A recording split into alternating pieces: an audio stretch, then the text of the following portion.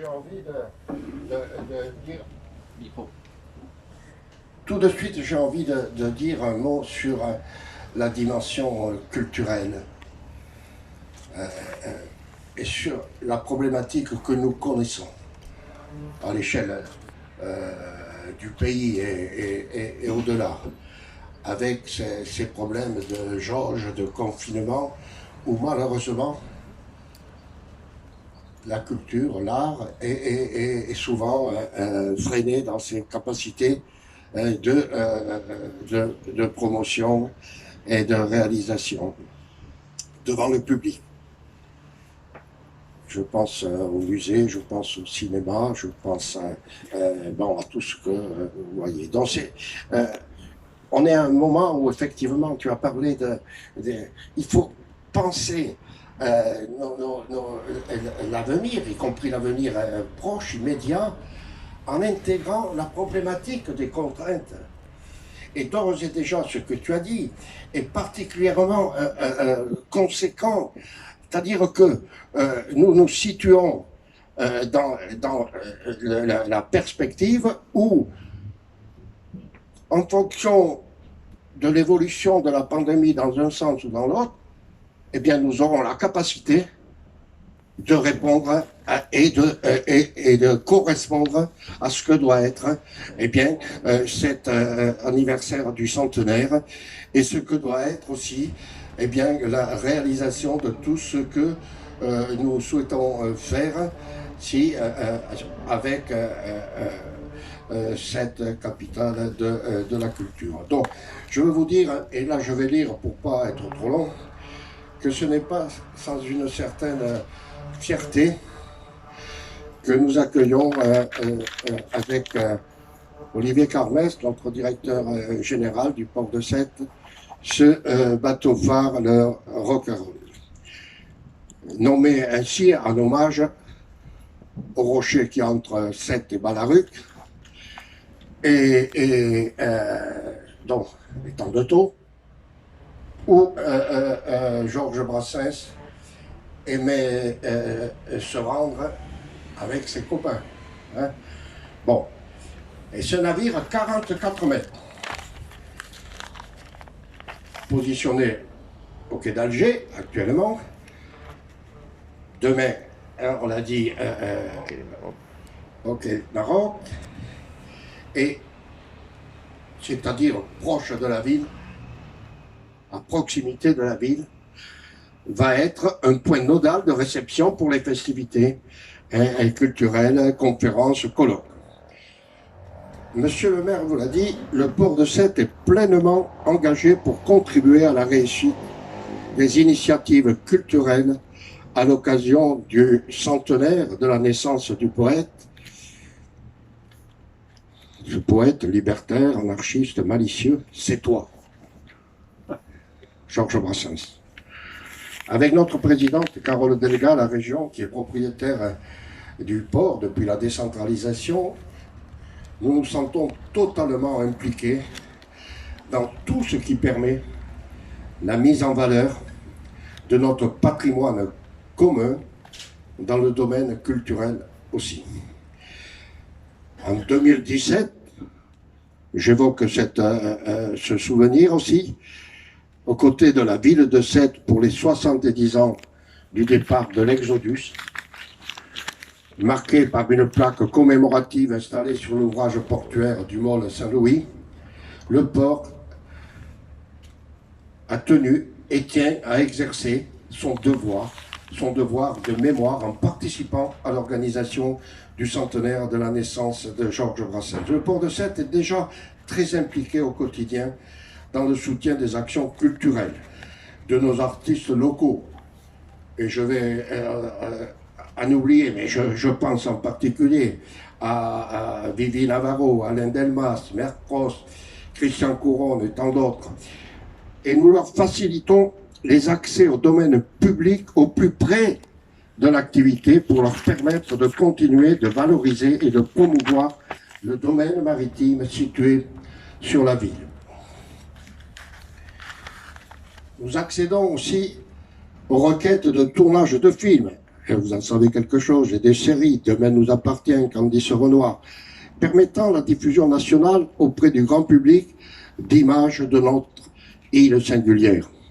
Le port facilite aussi les transports fluviaux sur les canards, sur les canaux, lors des festivals, en permettant les accostages au quai de la Criée, au plus près proche des théâtres de la mer. Nous facilitons également l'organisation de tous les grands événements historiques de la ville par des mises à disposition d'espaces publics portuaires lors des festivités d'Escale à Sète, ou par la mise à disposition des quais et canaux pour les tournois de joutes de la Saint-Louis ou de la Saint-Pierre.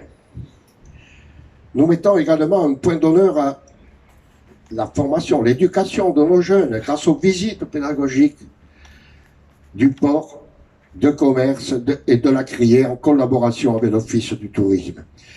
Dans le prolongement de nos actions de soutien, nos investissements portuaires se doivent aussi de s'intégrer et de valoriser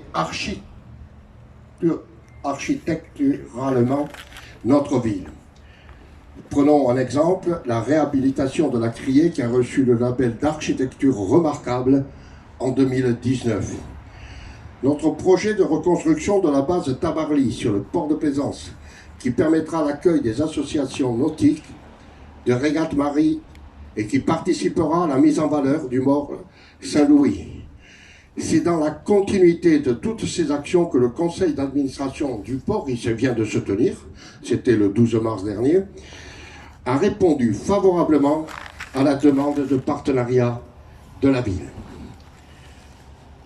Tout au long de l'année, nous mettrons gracieusement à disposition des parties du plan d'eau et des terre-pleins le long du quai d'Alger au quai Maximin Lisciardi, ainsi qu'au quai du Maroc, comme cela a été dit, pour faciliter l'organisation des festivités et la mise en place des scènes de spectacle. La mise à disposition du bureau au sein de la gare maritime du Maroc sera également étudiée selon l'évolution des conditions sanitaires. Voilà. Il était évident que le port de Sète, cher à Georges Brassens, serait au cœur des festivités. Cela confirme l'engagement du port,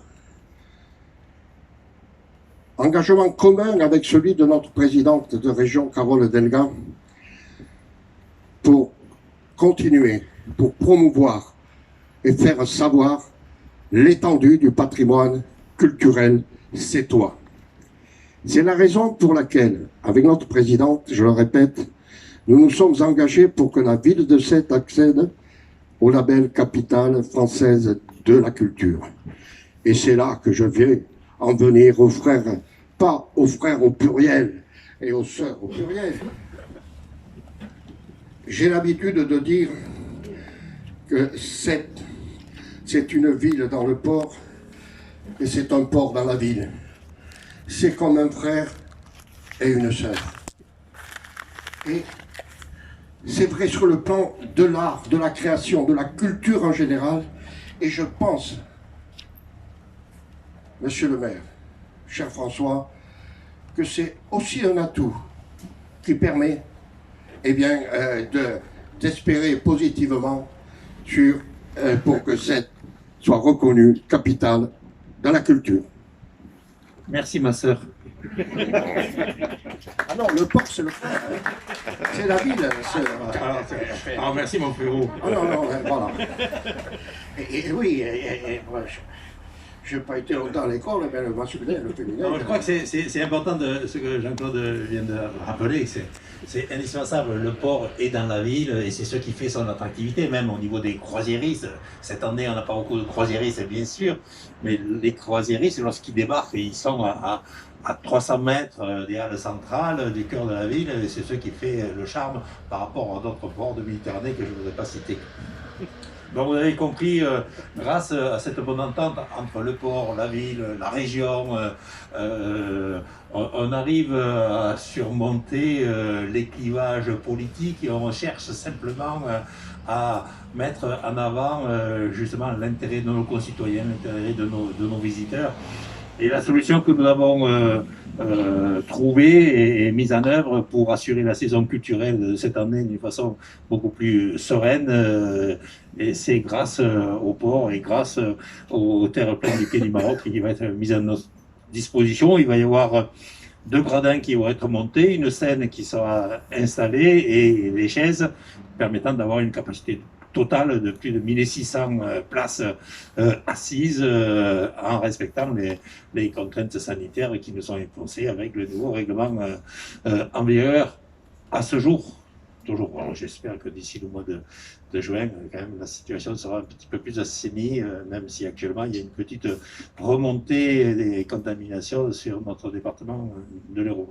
Mais donc, vous voyez, là, on est bien distancié, on est dehors, il fait beau, et puis il fallait qu'on puisse répondre à cette attente de nos populations de pouvoir participer à des manifestations festives. Alors bien sûr, il y aura des manifestations sur le terre-plein, mais il y aura des manifestations sur le bateau, dans le bateau, sous le bateau, et ça va être un lieu de vie particulièrement attractif pour cette, mais surtout pour l'ensemble du territoire du département de l'Hérault et aussi de la région, et au-delà, si après on est capitale française de la culture. Voilà ce que je n'ai